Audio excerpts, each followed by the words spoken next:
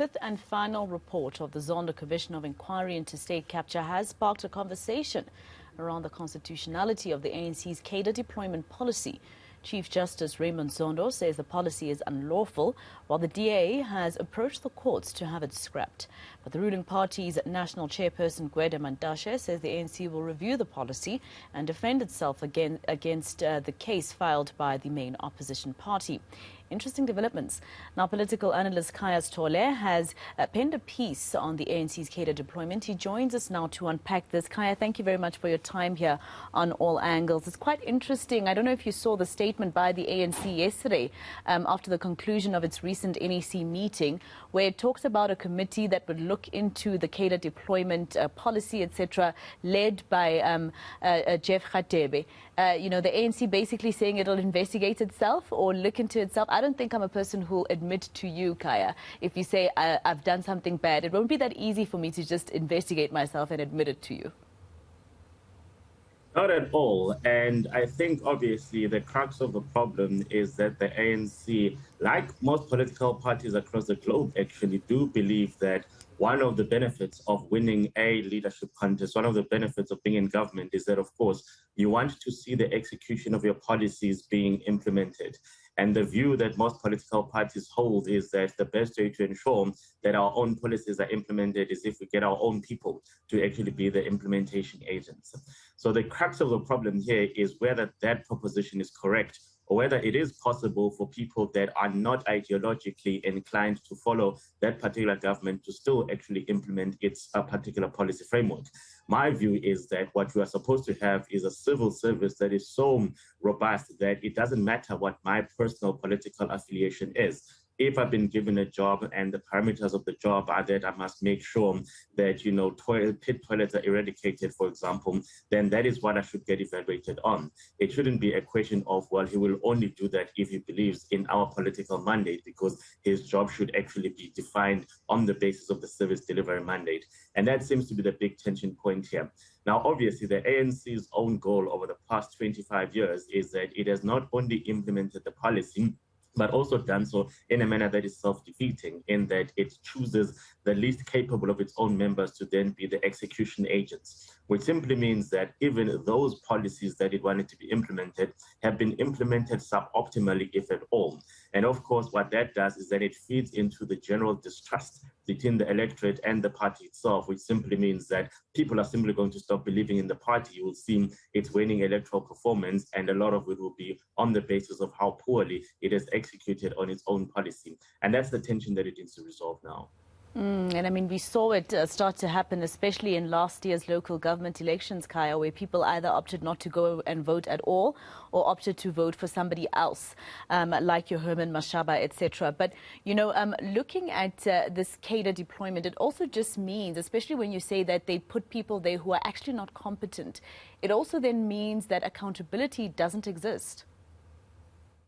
Yeah, and of course, that is the great tragedy of South Africa, in that rather than individuals being held accountable for how they failed to execute on the duties that they've signed up for, what the ANC in particular would simply do is to simply replace that one cadre with another, even less capable cadre. So what you then would have noticed is that there's been the paralysis in the capacity of the state to actually build the capacity necessary to execute on the service delivery mandate of the ANC government itself.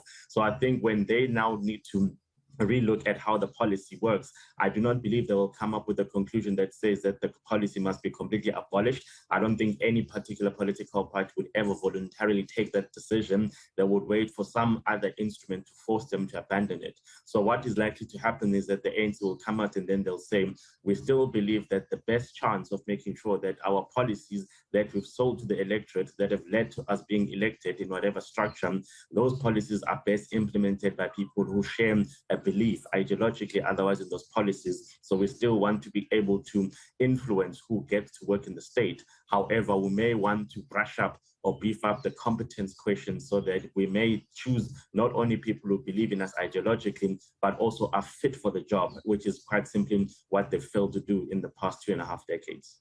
And I think a stark example for me every time I think of cadre appointments and how they don't work is your Des van Rooyen, for instance, and what happened with your Mosebenzi Zwane. That is something that is like a stark example for me. But obviously, cadre deployment, all those bureaucrats that are given these positions are obviously given these positions because they're supposed to align with the wishes of the party, which in turn governs the country. And that always reminds me of a comment that former President Jacob Zuma made in Parliament, where he said the ANC comes first and South Africa comes second, you know. And I just want to ask you, Kaya, your thoughts around whether or not this cadre deployment and the dangers of it and how it's implemented in South Africa also endangers, for instance, your separation of power. Yeah, so just a couple of interesting questions then. The first example that you actually cited, the Des van Rooyen one, is for me a very interesting one, in that, quite ironically, if we had said that the only thing that should ever be assessed is a matter of competence, then on the basis of what you would have seen on a piece of paper, somebody would have said, look, this man has probably the range of skills that, compared to other people that were in the running for the position, were probably more suited for purpose. But of course, the political storm around how he was appointed in the first place meant that we never even got to deliberate on the question of could he have ever been competent at all. So of course, that is a very strange twist, in that had we actually had a model that was actually competence-based, then he probably stood a much better chance than, for example, somebody like Pravin Gordhan at the day that he started working in the National Treasury, because somebody would have said, well, actually, your skills and your competences are not as necessarily aligned to this job profile as they could have been for someone else. But that's a matter of a unique twist in our history. I do think that obviously, for as long as there is this tension point between people who work in political office and people who work in administrative offices actually not knowing where the lines are to be drawn, it is inevitable that you're going to have those tensions where people may feel that if the ANC comes first and the ANC has enabled me to get this job, then I must make sure that whatever I execute makes the ANC look good. It will happen occasionally, what the ANC think is the best way to go is not necessarily the best outcome for society at large. And for as long as people then gravitate towards saying that the ANC must win at all costs, it simply means that society will occasionally lose out. And we want to see the new class of bureaucrats actually having a very clear understanding that in the long run, you may prioritize the ANC now, but what will happen eventually is that if society keeps losing out on the basis that you prioritize the ANC, well, society will remove the ANC anyway, and you'll never be able to fully execute on those policies that you believe should supersede everything else. And there's something that you bring up, Kaya, that's very important in your article, where you talk about this cadre deployment issue. And you talk about the fact that when Nelson Mandela was president, he actually, in key positions such as your finance ministry, as well as the Reserve Bank governor, were actually given to people like Derek Keys. And even when he resigned, it was someone in, the private sector who was appointed into that position, and not necessarily somebody who'd be a minister or a cadre. And that's quite important. But in this day and age, I think a lot of South Africans would say, well, it's not only politicians who are corruptible. These days, everybody is not incorruptible. Yeah, and I think the example of what we saw at the dawn of democracy is that obviously those that were influencing Mandela's decision-making managed to prevail upon him to say, well, actually, none of the people that are in political leadership positions, in other words, none of the ANC members have actually ever had any exposure in running this rather complicated portfolio, for example. So in the interim, you may as well persist with the people that have been running it in one way or another. And of course, the question that now arises is that, according to Gwede Mantashe, had the ANC not implemented cadre deployment, he alleges that absolutely every single important bureaucracy would be run by agents of the apartheid government even today. So, of course, if Mandela could form the view that, well, for as long as you tell people exactly what it is that the government of the day has said is its mandate and you simply instruct them to execute, then it is possible. And that is what was achieved in the Mandela administration in relation to the finance ministry, and also in relation to the National Reserve Bank. So I do not buy Mantashe's argument that it would have simply meant that alternative agents or people that are hostile to the government will be holding on to those seats in the bureaucracy, because organically we'd have seen most of them retire and being rotated off the system anyway.